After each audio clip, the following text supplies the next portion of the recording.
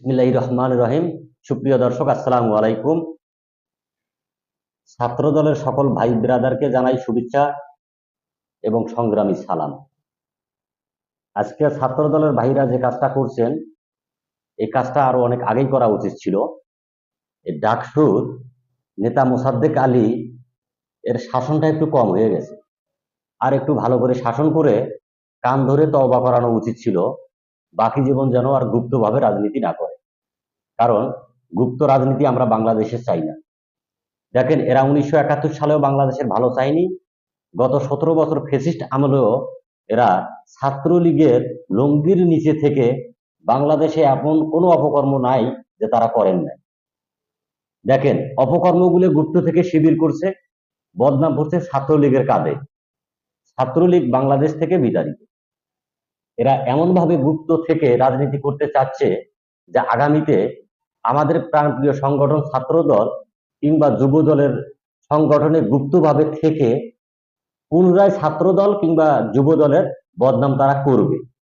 করে ছাত্রলীগ আওয়ামী লীগকে যেভাবে এরা দেশ থেকে বিতাড়িত করছে, সেম ভাবে বিএনপি এবং ছাত্রদল যুব দল এদেরকেও বিতাড়িত করে এরা দেশটাকে দখল করার পায়তারা করতেছে। তাই দেশকে রক্ষা করতে গেলে এই গুপ্ত শিবিরকে প্রতিহত করে দেশ থেকে বিতাড়িত করতে হবে, এটা আমরা সাধারণ জনগণ মনে করি। তাই সাধারণ জনগণের প্রতি আমার বিশেষভাবে অনুরোধ থাকবে, আপনারা এই গুপ্ত শিবিরের অপপ্রচার বা গুজবে কান না দিয়ে আপনারা বর্তমান সরকারকে সহযোগিতা করুন। এদের উচ্ছৃঙ্খলতা বা মব সৃষ্টিকারীদেরকে প্রতিহত করুন।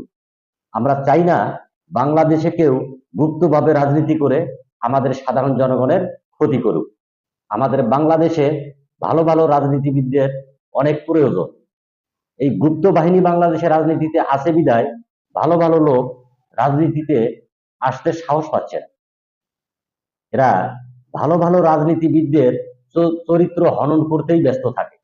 দেখেন, বর্ষিয়ান অনেক রাজনীতিবিদ আছে, তাদেরকে এই শিবির বা জামাত সরাসরি গালিগালাজ করতে না পারলেও এরা লক্ষ লক্ষ বট বাহিনী পাল্টেছে অর্থ দিয়ে সেই আমাদের বর্ষিয়ান রাজনীতিবিদদের গালিগালাজ করার জন্য।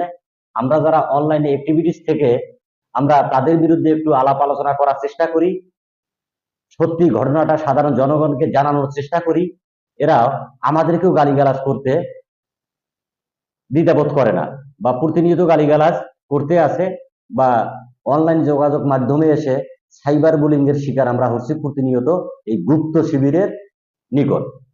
তাই আমি মনে করি আমাদের বাংলাদেশকে বাঁচাতে গেলে, আমাদের ভালো ভালো রাজনীতিবিদদের বাঁচাতে গেলে, বাংলাদেশপন্থী রাজনৈতিক সংগঠনগুলোকে বাঁচাতে গেলে এই গুপ্ত শিবিরকে বাংলাদেশ থেকে বিতাড়িত করতেই হবে।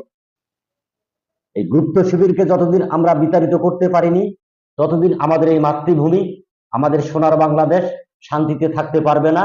বাংলাদেশের কোনো উন্নয়ন হবে না। এরা মন থেকে বাংলাদেশকে ধারণ করে না, বাংলাদেশকে ভালোবাসে না, বাংলাদেশের সাধারণ মানুষকে ভালোবাসে না। অথচ এরা মুখে অনেক মিষ্টি মিষ্টি কথা বলে। দেখেন, এরা যতটা মিষ্টি কথা বলে এদের অন্তরে ততটাই বিষ। আর এদের সবগুলোর সর্দার হয়েছে ফুটফুটে সাদা সাদা একটা বান্দর। এই বান্দরের কথা সবচেয়ে বেশি মিষ্টি। এই বান্দরকে প্রতিহত করতে হবে। আর এই বান্দরকে প্রতিহত করার আহ্বান জানিয়ে আমার সংক্ষিপ্ত আলাপ আমি শেষ করলাম। ভালো থাকবেন। আসসালামু আলাইকুম।